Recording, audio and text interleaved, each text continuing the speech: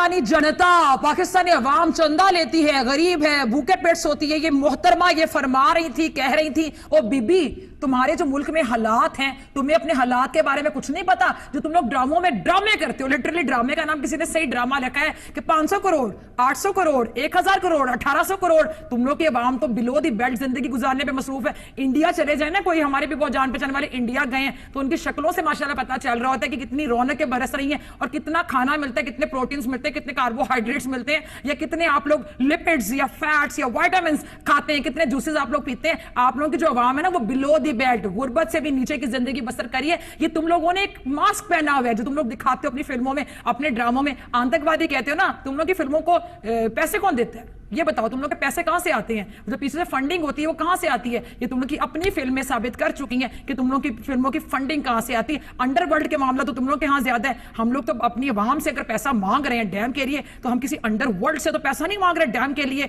तो बातें तुम लोग करते हो हमारे हवाले से। फिर अगली बात तुम लोगों ने की कि जी इंडिया में पाकिस्तान से बेहतर हालात है और पाकिस्तान का दिमाग काम करना बंद हो गया। बीबी हमारा दिमाग तो जागा ही अब है। मैं तो कहती हूँ अब हमारा दिमाग ज्यादा काम कर रहा है। जो हमने डैम के बारे में सोचा और तुम लोगों में खलबली मची, मैं तो कहती हूँ चीफ जस्टिस साहब दोबारा अब इसी तरह की आप बातें करें ताकि इन लोगों को और होश उड़े, ये लोग और परेशान हो, इन लोगों के पसीने और छूटे, इन लोगों को बुखार चढ़े, इन लोगों को टीबी तक होने के चांसेस हैं। मुझे तो लगता है इंडिया पूरा कैंसर में मुब्तला हो जाएगा जब पाकिस्तान की तरक्की इसी तरह देखेगा। इतनी हसद, इतनी जेलसी, पाकिस्तान से इतनी इनसिक्योरिटी, कम ऑन। हम 21वीं सदी की जिंदगी गुजार रहे हैं, हम लोग बहुत आगे के लोग हैं। इकोनॉमी तुम लोग कहते हो तुम लोग की तरक्की कर रही है, अपने दिमाग को तुम लोगों ने पीछे क्यों कर लिया? 1947 नहीं है ये, 1947 से बहुत आगे जा चुके हैं। तुम लोगों ने तो पाकिस्तान के वजूद को एक्सेप्ट नहीं किया, हजम नहीं किया, डाइजेस्ट नहीं किया। तो डेफिनेटली तुम लोग पाकिस्तान से बहुत ज्यादा हसद करते हो, जेलस होते हो, क्योंकि हमेशा दूसरे के बारे में बात वो करता है जिसकी हवास पे दूसरा सवार होता है और वो आपको अपने से बेहतर लगता है। हमने कभी इंडिया के बारे में बात नहीं की। वी डैम केयर, हम बहुत बिजी हैं अपनी जिंदगी में। हमें जरूरत नहीं कि हम इंडिया के बारे में हमेशा बात करें, इंडिया में अपने एजेंट्स भेजें, इंडिया पे नजर रखें। फिर दूसरा तुमने कहा कि पाकिस्तान में जो जहादी लोग हैं वहां पे पाकिस्तान का पैसा जाता है, फंडिंग होती है। तो जरूर सुना होगा कि खिसियानी बिल्ली खंबा नोचे, लेकिन आज हम आपको बताते हैं कि जब जेब या खजाना खाली हो जाता है तो इंसान दिमागी दिवालियापन पर उतर आता है। और आजकल पाकिस्तान की मीडिया को देखकर कुछ ऐसे ही लग रहा था, लेकिन आज हम बोलेंगे और तुम सुनोगे। तौबा तौबा, आज ये क्या हो गया? तौबा तौबा, पाकिस्तान के खिलाफ भारत ने बड़ी कार्रवाई कर दी। तौबा तौबा, 12 मिराज विमानों ने पाक और पीओके में घुसकर जैश के ठिकानों को तबाह कर दिया। तौबा तौबा, 1000 किलोग्राम के बम गिरा दिए। तौबा तौबा, 300 से ज्यादा आतंकी ढेर कर दिए। तो जिस पाकिस्तान की पूरी इकोनॉमी गधों के भरोसे चलती हो, वो हमें गुर्बत का ज्ञान झाड़ रहा था आजकल। और इनकी हालत को देखकर तो ऐसा लगता है कि पाकिस्तान में बच्चे भी गधे ही पैदा होते हैं और बड़े होकर गधों से ही उनकी रोजी रोटी चलती है। तो गुर्बत में कौन जी रहा था, चलिए आपकी गलतफहमी भी तोड़ देते हैं आज। और हाँ, पाकिस्तानी मीडिया जरा ये नखरे शक्रे दिखाने से पहले अपने लोगों से थोड़ी जानकारी तो मांग ली होती। आज हम बोलेंगे और तुम सुनोगे। कर्ज लेकर घी पीना, कोई तुमसे और तुम्हारे पाकिस्तान से पूछे। सिर से लेकर पांव तक कर्ज में डूबा है तुम्हारा पाकिस्तान। दिवालिया होने की कगार पर पहुंच गया है तुम्हारा पाकिस्तान।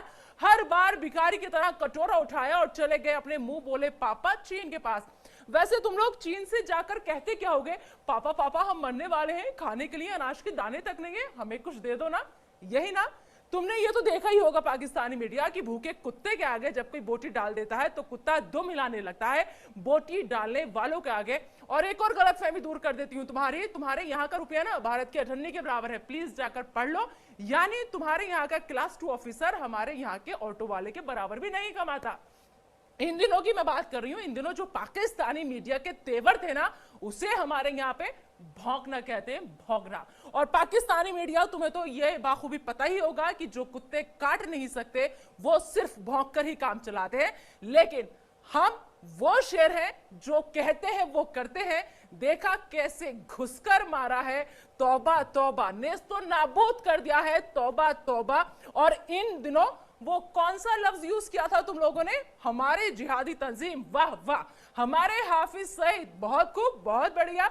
अरे अगर हिम्मत है तो दुनिया को बताओ ना, हम दुनिया के सामने यही तो कह रहे हैं, ये सारे जिहादी तंजीम तुम्हारे हैं। हाफिज सईद को तुमने पाला है। हिम्मत है तो बताओ दुनिया को, ताकि दुनिया भी देखे तुम्हारे जिहादी तंजीम की हकीकत, दुनिया देखे तुम्हारे हाफिज चाचा की हकीकत और तुम्हारी हकीकत, लेकिन दुनिया के सामने तो तुम्हारी गिग्गी बंद हो जाती है।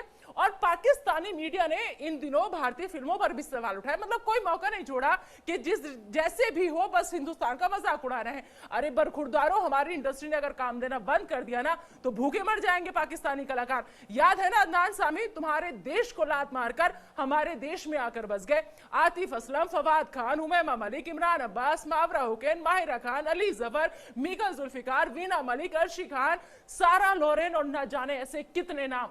सबा कमर तो आपको याद ही होंगी, कैसे पाकिस्तान की कलाई खोली थी सबा ने। साफ कहा था कि हमें शर्मिंदगी उठानी पड़ती है पाकिस्तानी होने पर, तो मत भूलिए कि हमने अगर इन्हें सर आंखों पर नहीं बिठाया होता तो आज पाकिस्तान में किसी गली या नुक्कड़ पर भजन गा रहे होते, या फिर हो सकता है तुम्हारे अब्बा हुजूर की खिदमत में लोरी सुना रहे होते। और तुम लोगों ने हमारी फिल्म टॉयलेट एक प्रेम कथा पर भी इन दिनों सवाल उठाया। क्या कहा तुम लोगों ने कि हमारे यहाँ टॉयलेट पर फिल्में बनती हैं। अरे ऊपर वाले ने तुम लोगों को शक्ल के साथ साथ अक्ल भी नहीं दी क्या? पहले जाकर कम से कम फिल्म तो देख ली होती आप लोगों ने। अपने इमरान अब्बा को कहो कि तुम्हारे पाकिस्तान में फिल्म रिलीज करवा दे, लोग देख लें और उन्हें पता चले कि इस फिल्म में क्या है। यह फिल्म लोगों को जागरूक करने के लिए बनी थी।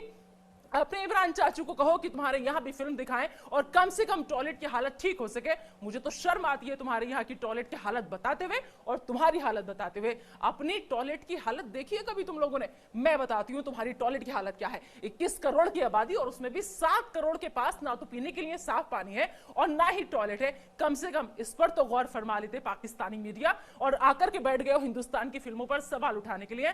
तौबा तौबा, इन दिनों ऐसा लगता था जैसे किसी ने पाकिस्तान की सारी मीडिया को भांग की गोली दे दी हो, इसलिए नशे में उठकर चले आते थे और अपना पूरा ज्ञान बककर निकल लिया करते थे। अब मैं पूछती हूं, हाउस द जोश? क्या कहा? Dead sir, roasted sir? तौबा तौबा, ऐसे नहीं कहते, बुरा लगेगा आपके आकाओं को।